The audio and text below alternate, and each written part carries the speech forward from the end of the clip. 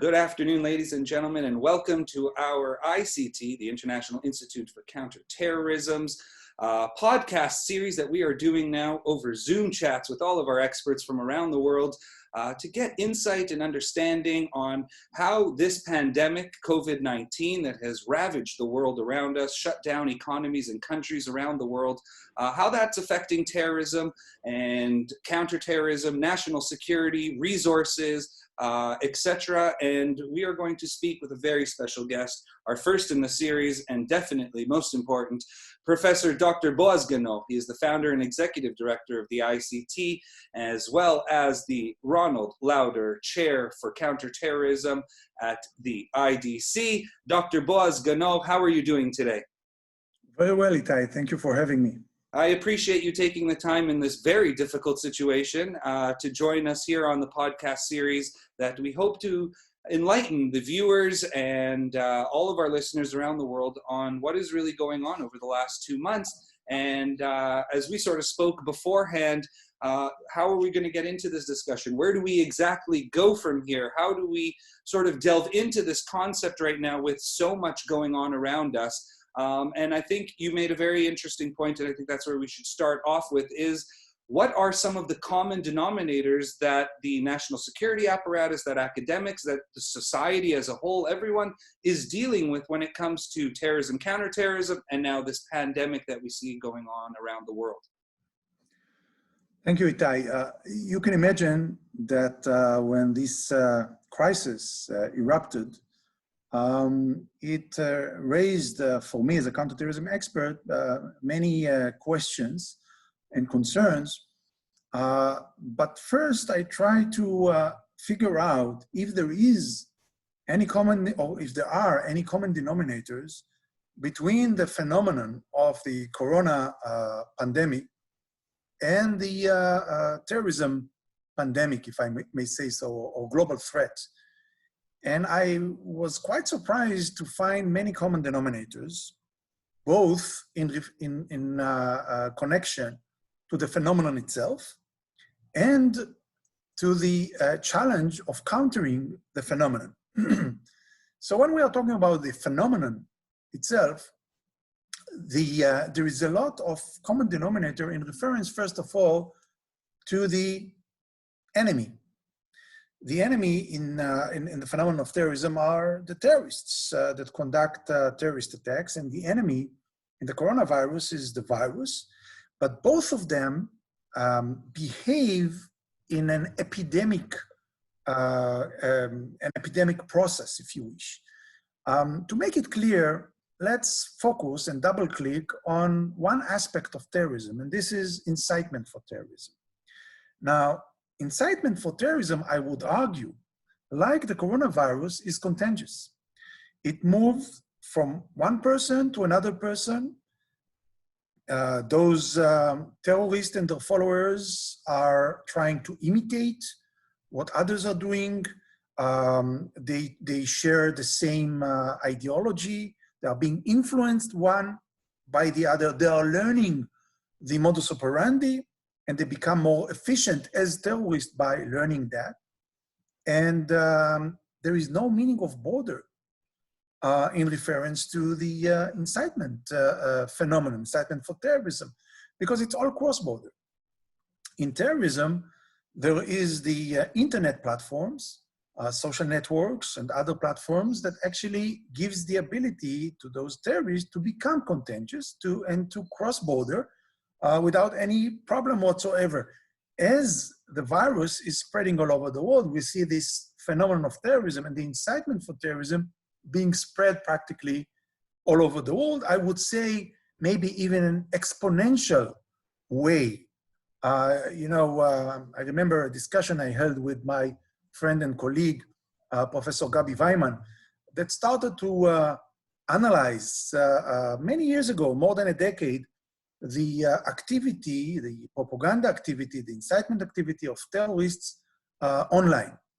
And back then, more than a decade ago, you could count the number of, say, websites. You didn't have even social networks, but websites that terrorists were using, you can count them in two hands. Today, we are talking about thousands, if not tens of thousands of platforms, of social networks, and so on and so forth. I'm sorry to interrupt, Dr. Ganor. Would you say that those platforms are on the dark web, or they're open source on the regular internet for anyone to see? I just want our audience to be clarified. Actually, both. I'm talking about the amount of the platforms and the capabilities that they are giving to terrorists to spread their contagious messages, knowledge, both on the dark web and in very regular platforms, social network platforms, Facebook, Twitter, Instagram. You can include video games and so many other ways of communication, which are giving the ability to create an epidemic phenomenon, which has no restrictions of borders and that kind of contingency. Now, the other common denominator when we speak about the characteristic of the phenomenon of terrorism and compare it to the coronavirus, I would say that in both cases, the factor of fear or anxiety is a crucial factor.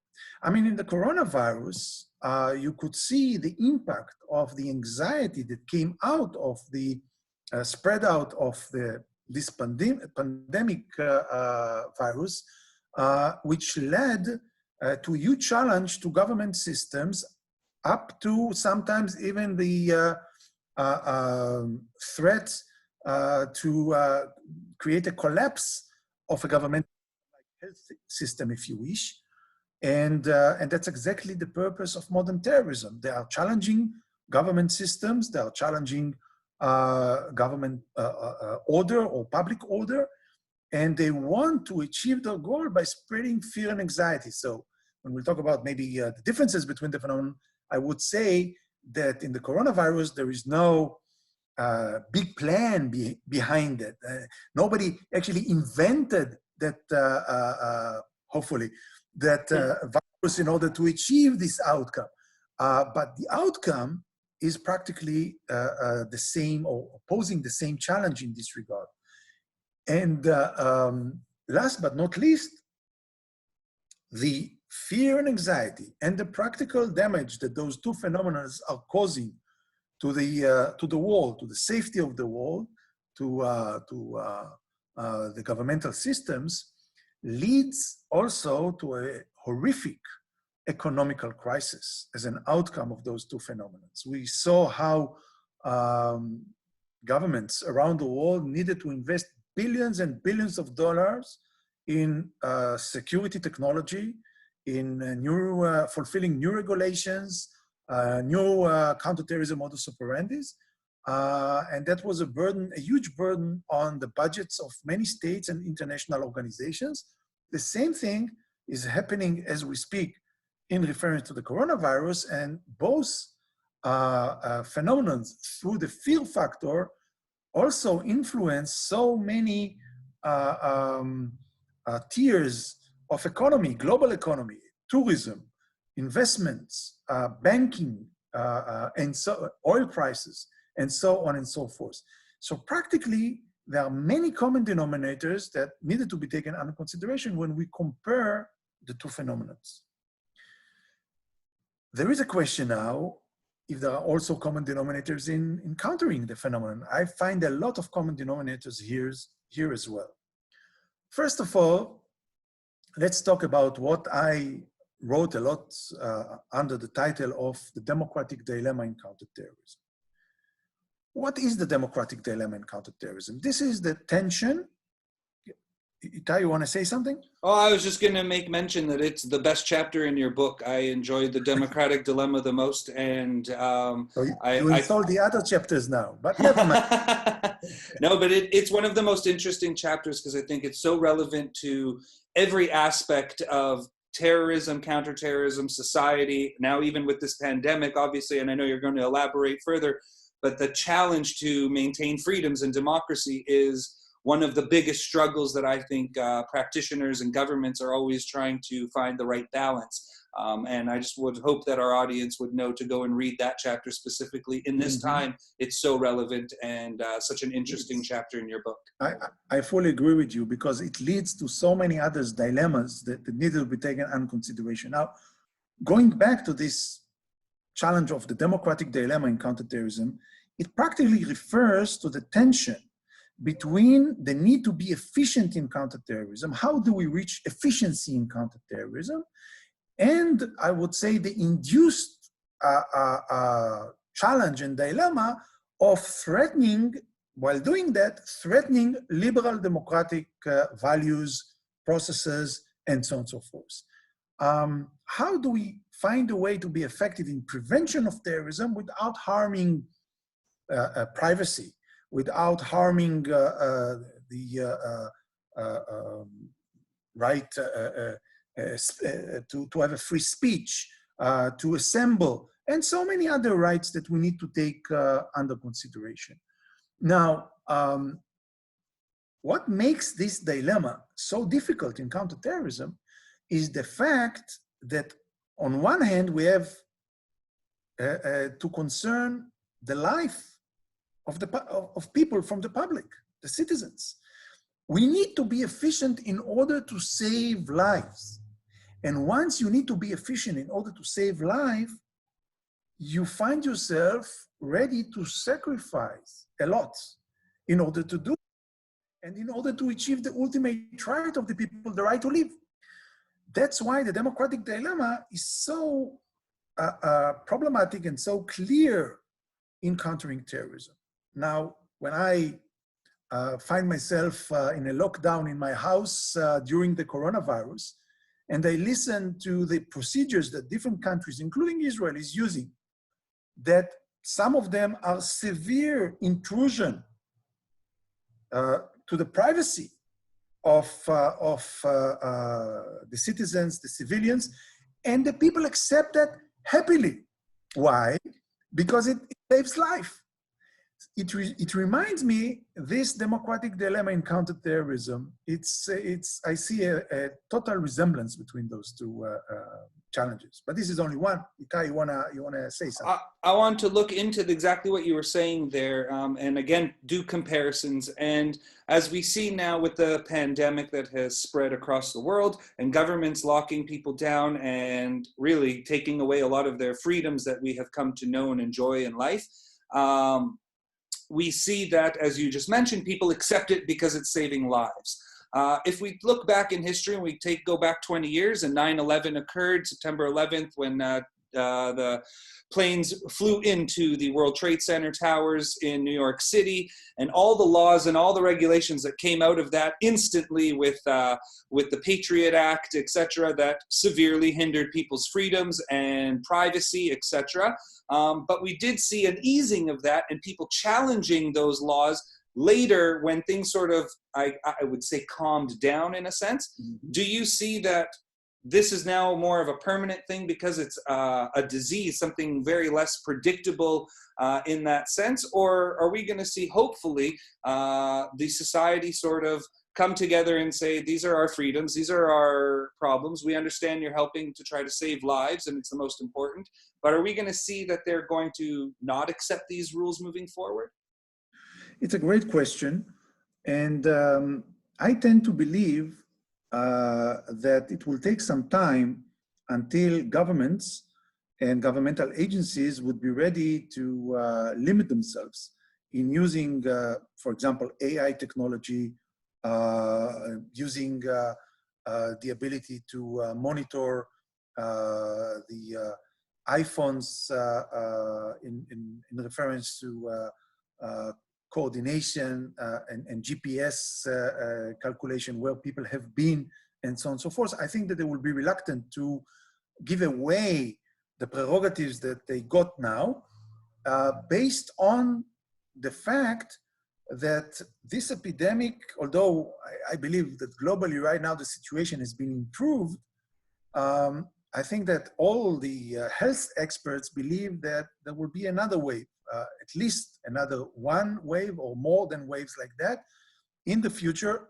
Again, at least until an immunization will be found to that phenomenon. So you cannot, and that would be the argument of the governments and the agencies, you cannot actually spare those prerogatives and give them back, and by that tie your hands from effective counteractivity.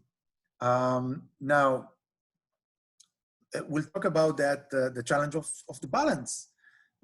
Another common denominator between the challenge of counterterrorism and the challenge of counter-coronavirus pandemic is finding the right checks and balances. It's all the story about finding the right balances and checks that will give the ability and for the governmental agencies, for the operational agencies, to fulfill their important mission of saving lives with the least level of hurting liberal democratic values at the same time. That's the challenge of counterterrorism, at least for the last century, if you wish, since democracies, liberal democracies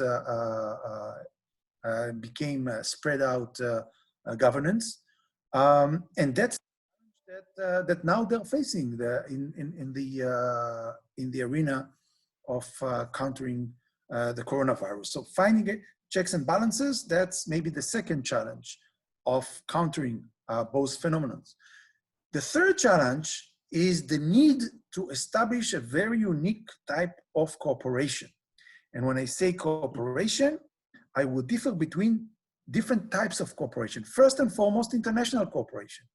We have said already that this terrorism pandemic and the coronavirus pandemic are cross-border pandemics, they are contingents, and actually both of them are threatening the safety and the livelihood of people, maybe humanity altogether, okay? So there is no meaning, or there is a very little meaning for internal domestic measures in counterterrorism and in counter-coronavirus. In both cases, those domestic efforts could lead to a certain level of success, but this would be null if you would not find the way to cooperate globally and to create a global threshold that will prevent those two threats from popping their heads and raising their heads again. What do I mean by that? Let's talk about the coronavirus for one moment in this regard. Israel seems to be doing quite well. The timing that we are talking right now, the number of sick people is very limited. The number of people that died, unfortunately, of each one of them, still it's very limited. There is no real threat to the stability of the health system in Israel. Quite a successful situation. But then, what Israel would do in a few weeks' time, in a few months' time? Can Israel stay as an isolated, locked island that prevents tourism, that prevents commerce, international commerce, moving people back and forth from Israel to other countries? Because if Israel would permit all of that, there is no meaning of any success that Israel succeeded in lowering down the threat of coronavirus in Israel. So there is a crucial need for Israel, as for any other state in this regard, that the international community would find some kind of cooperation that would lead to a certain threshold that will be a global threshold for all of those states in order to permit the normal commercial, tourist, and I would say livelihood of humanity all over the world. I find it interesting. It's exactly as you say when it comes to countering terrorism. It takes a network to beat a network. And here we are looking to try to build this network. And once again, I find common denominators when speaking about trying to build a network. You see similar problems arise on how to try to build that network. For example, one of the issues now we're seeing on the international stage is the blame game once again. You have the United States attacking China, saying it was created in a lab and this and that. We see China going after the World Health Organization, that it should never be called the Wuhan virus. We see blame game going on in the world and not much cooperation in that sense. We hear threats to defund the World Health Organization, etc. And then we see on the world stage, when it comes to counterterrorism, once again, not necessarily the same type of blame game, but one man's terrorist is another man's freedom fighter, so they can't agree to create that network to combat it. So once again, the need for a network is there, both in each arena. However, the problems to achieving that network seem to be very similar. Why do you think that is? First of all, thank you for alluding to the comparison between the two phenomena in this regard of international cooperation, and rightly so. You also refer to the question of the definition of terrorism. How can we reach an international, real global cooperation counterterrorism if we define terrorism differently? This is why I invested so much time and research and writing and lecturing and preaching and trying to persuade whoever I can persuade that there is a need to have a baseline of international accepted definition that we can build the building blocks of the international cooperation based on that factor. And you also noted very well that the slogan that we are using for so many years, it takes a network to beat a network, it's so crucial in counterterrorism as it is in the countering the coronavirus. And to explain that, let's go back for one moment to the question of incitement. If we do not acknowledge that we are a network that fight the same phenomenon and actually try to prevent the same phenomenon, what prevents from a Hamas supporter to use those global social networks to spread incitement and call for violent activity and terrorist activity? If he live, say, in, I'm just saying Netherlands, okay? So in Israel, you have laws against it. The same laws approximately you would have in the United States. It would be very difficult for him to do it from those countries. But from another country that do not share the same regulation, the same definitions, and so on and so forth, he can act there and use the global platform for cross-border and incitement altogether. Now, that is a common denominator in reference to international cooperation. But I said that cooperation, when we compare the two phenomena, cooperation is needed not just internationally wise, but also internally. I mean, I was working at the Office of the Advisor for Counterterrorism in Israel during the 90s. And the whole concept of the Advisor for Counterterrorism in the Israeli counterterrorism establishment is to be the czar of counterterrorism, based on understanding that one agency cannot fight alone this very complex phenomenon. You need many governmental ministries that will be involved.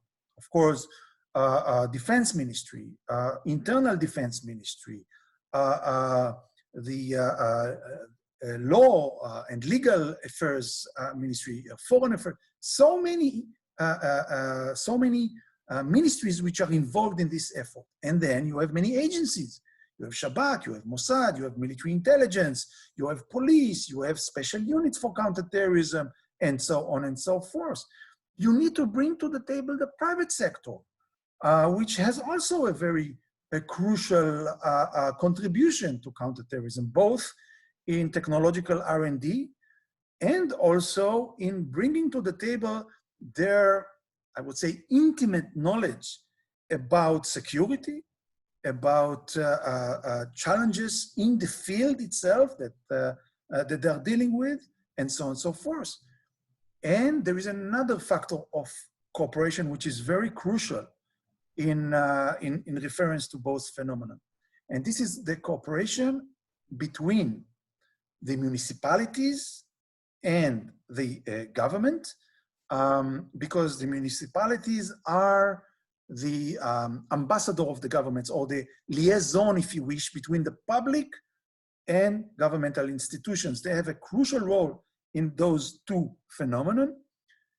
And connection and cooperation between government agencies and certain special communities. For example, when we talk about the threat of Islamist jihadists in Europe or another Western country, unfortunately, we know that the bad seeds are coming from a certain community, the community of Muslim immigrants that immigrated to that country and so on and so forth. By all means, I'm not blaming the community. The vast majority of them are loyal citizens of the state. And many of them would like to contribute to find out those bad seeds and to uproot them from their community. This cooperation between the government and the lay leaders of those communities is crucial. In the coronavirus in Israel, for example, we have found out that there are two communities that suffer more than other communities. I'm talking about the ultra-Orthodox, the Haredics in Jerusalem, in Bnei Brak, and also some parts of the Israeli Arabs, the Palestinians who live in Israel within the Israeli state. And I'm happy to say that in both cases, you saw a unique cooperation between the lay leaders of those communities and members of those communities with governmental institutions, with the army, with the IDF, with the police, with the Ministry of Health. Without that, it might have led to a disaster altogether. So we can learn something here from how you find out to have a synergetic cooperation between those communities, that some of them are alien, some of them were anti-Israeli in a way, definitely anti-Israeli security establishments, and now they're ready to cooperate and fully cooperate with that. So that's another very interesting common denominator. I think it's very interesting that you bring that up, specifically cooperation between municipalities and the state itself, the government. You made mention how Israel has done a very good job of dealing with the pandemic and flattening the curve and really trying to keep its citizens safe and doing a very good job of it. One country that is receiving a lot of criticism for its lack of I guess, rules and regulations was the United States, jumping in late to the party. Now, the most cases, the most deaths, everything is in the United States. And something that we have noticed definitely over the last month is governors arguing with one another, but also arguing with the president and what the rules and regulations should be for each state and thus each municipality within that state. Do you think that that lack of coordination between those levels of government is a factor in the spread of the COVID virus in the United States to the extent that it has been? In the negative way that you put it, the simple answer is yes.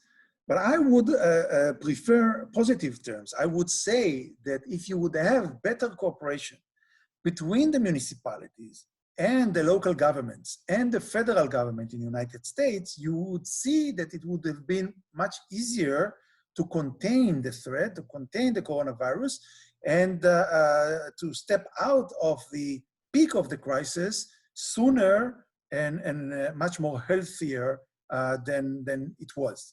And you could find these clashes by the fact that some governors or mayors says, with all due respect, we are the one who decide what would be the measures that we would use in our territory in order to limit the consequences of the coronavirus. If I would be a federal decision maker, I would definitely give them the leeway to do so, support them, and give the leverage for each one of those municipalities, local governments, to set the local rules, because they have the immediate feeling of what is right and what is wrong. They have the immediate communication with their own constituency, and they need to be respected for that. By the way, they're also bearing a lot of responsibility. So You need to give them prerogatives if you want to expect that they will be also responsible for the consequences of those activities. I would like to add another common denominator in the challenge of countering the coronavirus and terrorism at the same time. And here I'm talking about professional decision-making process. I mean, we are talking about a crisis that needs a very professional crisis management in the highest level of professionality, if you wish. It means that the decision makers need to follow a certain process of decision making. You cannot make decisions based on a lack of factual information. You want me to use a different term for factual information? Intelligence. Resemblance. How can you fight effectively or contend effectively with terrorism if you do not have intelligence? You need the intelligence in countering the coronavirus. Those are the medical checkups. Those are other measures that you need to have in order to be able to make the right decision. So that's the baseline. Then you need to find, as we said before, the way to involve, to cooperate in the process of decision makers, many stakeholders, from the government, from the public sector, from the private sector, from different communities, and so on and so forth. That's another goal. You need to be on a learning curve. Both terrorism and the coronavirus crisis, both of them are evolving, very dynamic, evolving phenomena. Terrorism today is different than terrorism yesterday, and it will be different from terrorism tomorrow morning. The same thing with coronavirus. We learn all the time new things about the virus. God forbid, maybe there will be mutations of the virus in the future. And you need to be all the time on a learning curve. You cannot lay back and be satisfied with what you achieved until now. You need to prepare for the evolution of the phenomenon. That's the learning curve. And you need to be transparent. There is no way that you can conduct an effective counter-terrorism decision-making process without being transparent, because you want the public to obey your decision, to respect your decision. They need to understand the logic behind those decisions. So, and you want actually to consult with academics, with scholars, with professionals, with experts, with technological scientists, and so on and so forth. You need to involve them. For that, you need to be transparent in what you know and what you do in reference to that specific type of activity. The other factor, we talked about it already, and this is regulation and checks and balances. No doubt that the process needs, this is a severe threat that needs severe measures in order to contend with that phenomenon, but it needs to be always under regulation, special regulation, and checks and balances that see to it that this would not deteriorate for a long period of time the liberal democratic characteristics of those countries altogether. We don't want the coronavirus would push liberal democracies to become fundamentalist dictatorship or autocratic regimes altogether. The two other factors that I would mention is the importance of technology,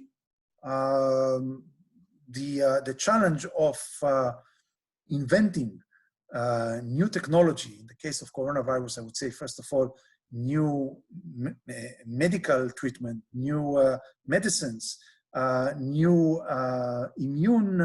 immunization. It's crucial.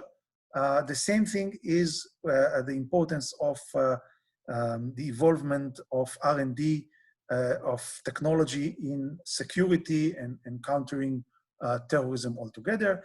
Last but not least is public resilience. In both cases, the challenge and the threat is to the public at large. We have said that both cases are leading to anxiety, and therefore there is a crucial need for decision makers around the world to build resilience. Unfortunately, some decision makers, even in Israel, in order to achieve the right level of obedience of the people to the regulations that they inflict on them, used a lot the fear factor for that. I clearly remember our decision makers coming in public statement and refer to the pandemic, the black pandemic, talking about tens of thousands of people that will die or might die as an outcome of that. Excuse me, that's not the way to achieve obedience or success in countering this phenomenon. People are smart.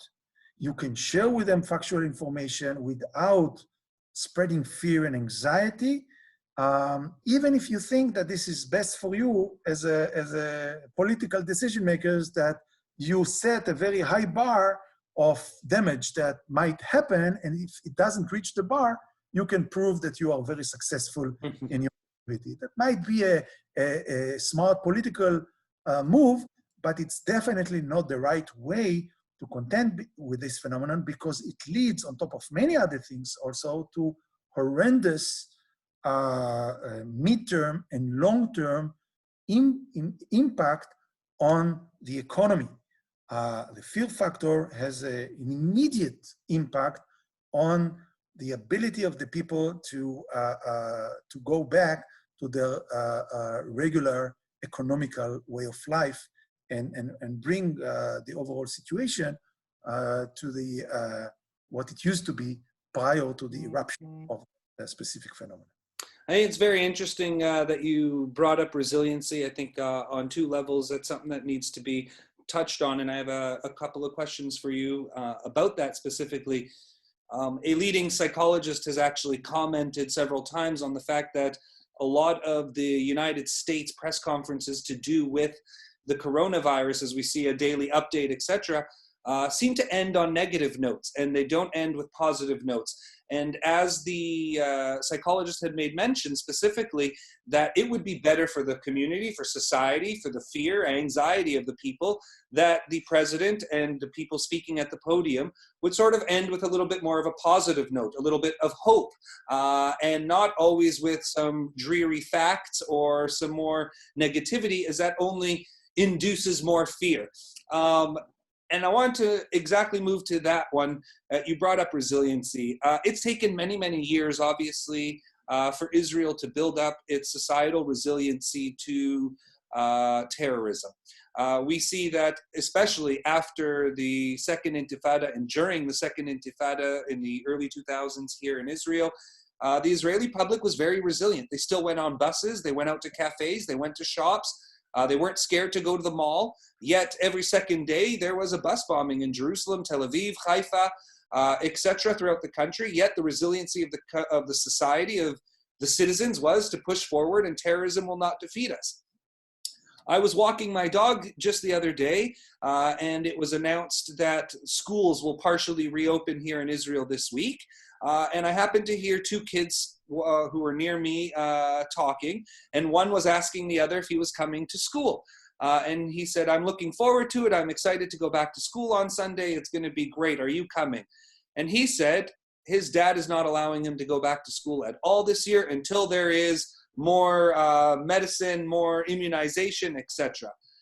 And I found that to be very interesting, specifically in the state of Israel, where they are extremely resilient to terrorism and other things that have occurred here, war, etc. And all of a sudden, this fear and anxiety is within a parent to the point where he doesn't want to send his child to school at all for the rest of this year. Do you think that we're going to be able to build up some form of resiliency to this problem, to this pandemic, like we have to terrorism? Or is this fear penetrated the minds of society to a point where it's completely irrational fear already? It's a great question. And let me start by saying that at least until that stage, when we are now overcoming the lockdown and going slowly and bringing life to normality.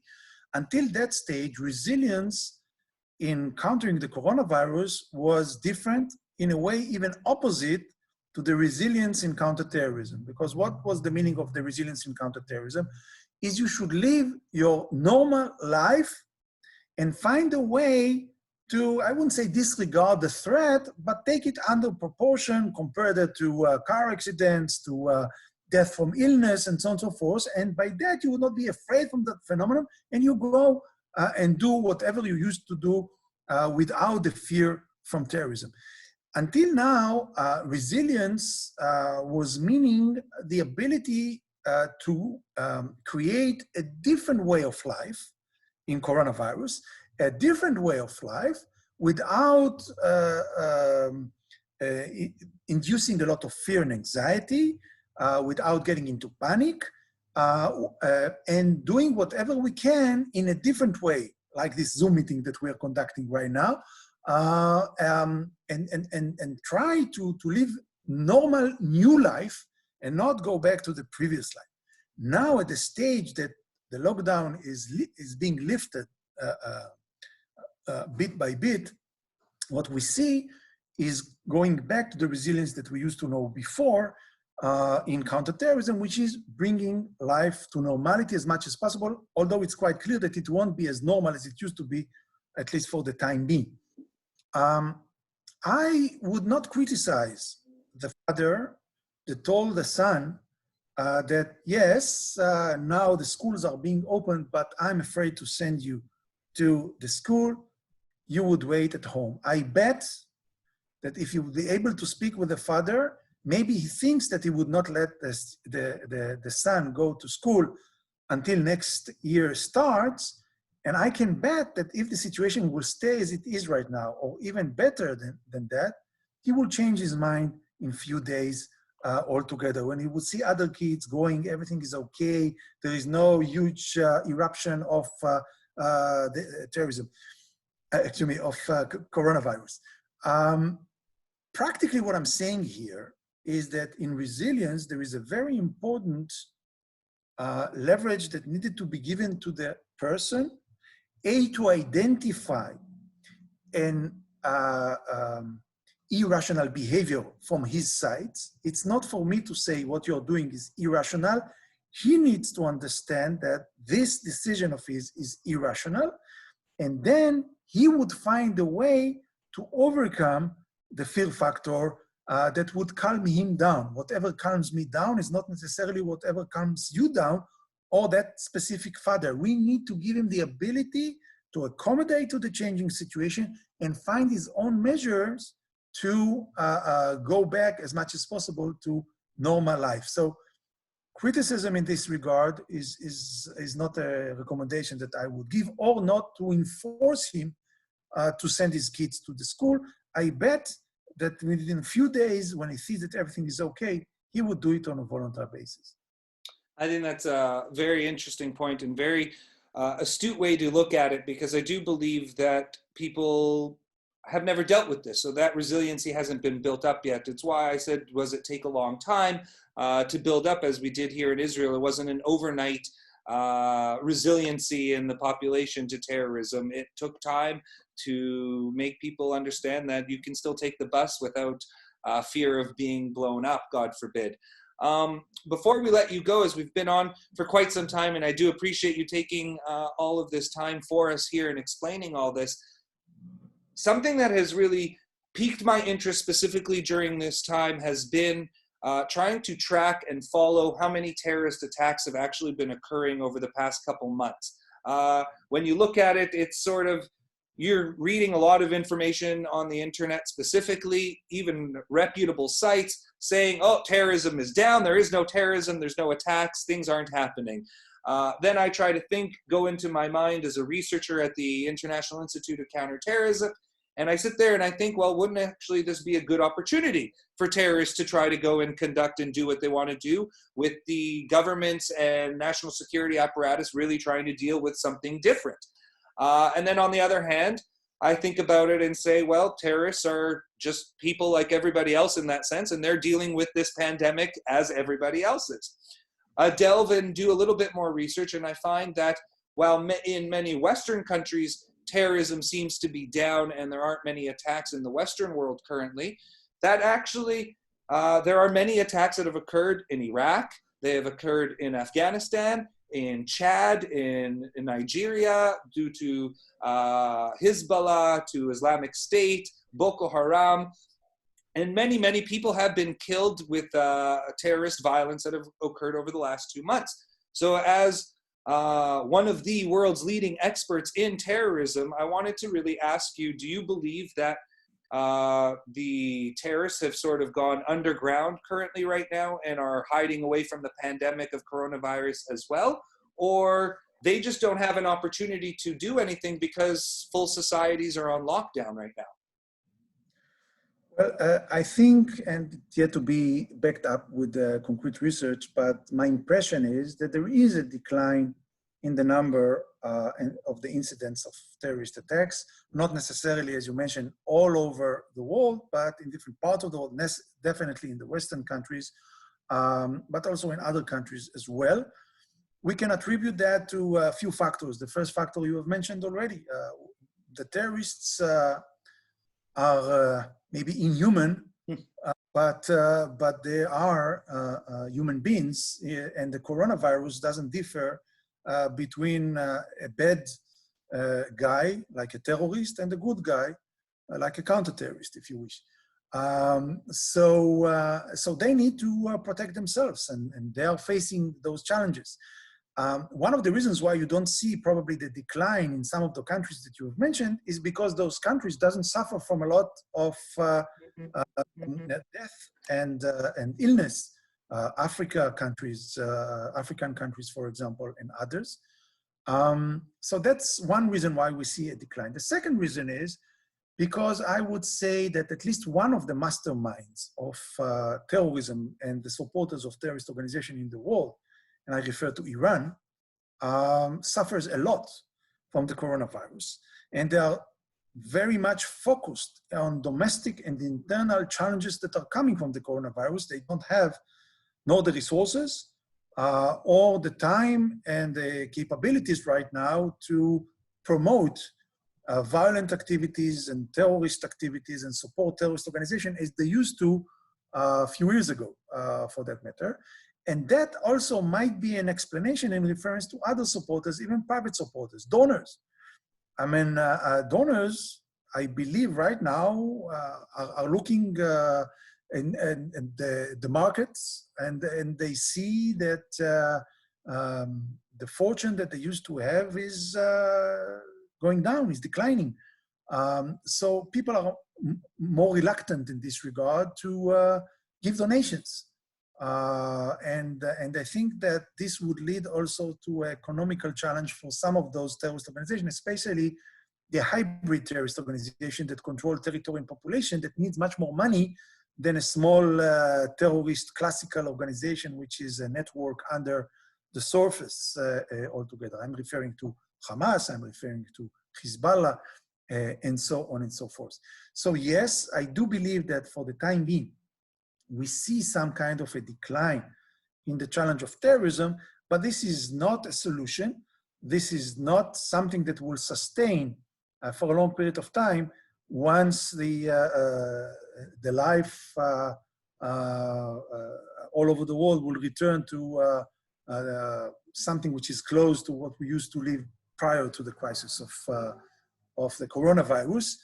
The downside is that we see today terrorist propaganda. We see today terrorist individuals, lone wolves. We see today organizations that starts to be much more interested in what we call bioterrorism.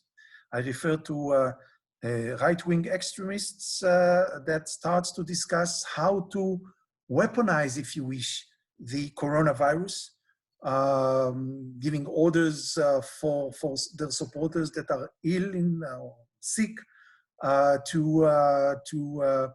go to crowded places, to go to police stations, to leak elevators, buttons, and so on and so forth. I do believe that in the future we would see more interest of terrorist organizations trying to explore how they can use bioterrorism for their purposes. They have a problem here, few problems. The first one is that it's not that easy. You need to have a quite sophisticated biological capability to create such a virus or to control such a virus or to weaponize such a virus. The other problem is that a virus doesn't have a target audience. Everybody is the target audience of the virus, and that's a deficiency from a point of view of a terrorist organization. They want to kill infidels. They want to kill Christians. They want to kill Jews. They want to kill Zionists. They cannot use this type of biological ingredients and viruses for that purpose in a controlled manner. But we as counterterrorism experts has the responsibility to look very carefully into that phenomenon and try to understand how this would impact the future of the terrorism phenomenon in the coming years. Excellent. Thank you so much for taking the time, Dr. Ganor. It has been an enlightening conversation. I hope that our audience has gained much knowledge from this conversation. It has been, as I said, enlightening and sobering. For all of our audience, this Zoom interview is up on our YouTube channel via the IDC ICT website and everywhere else.